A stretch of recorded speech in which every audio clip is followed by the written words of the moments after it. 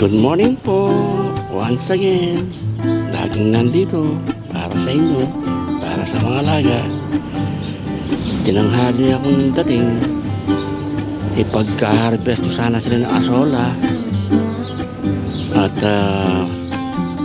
late nang masyado at tanghali na, kailangan pakainin ko na sila. So wala muna asola. Mamaya ko na lang sila i-harvest ng asola mamayang alas 3 ng hapon. Pero ito po yung mga asola natin. Tingnan na, marami na naman.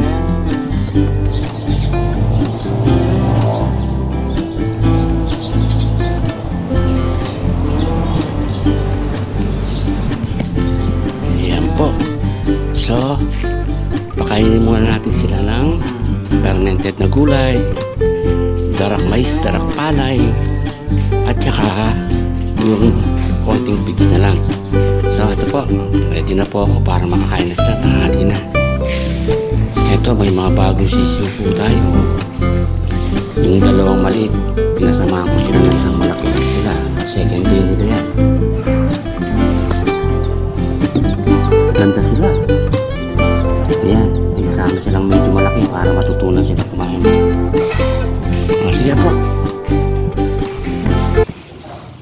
Mag-mix muna ako ng pagkain nila.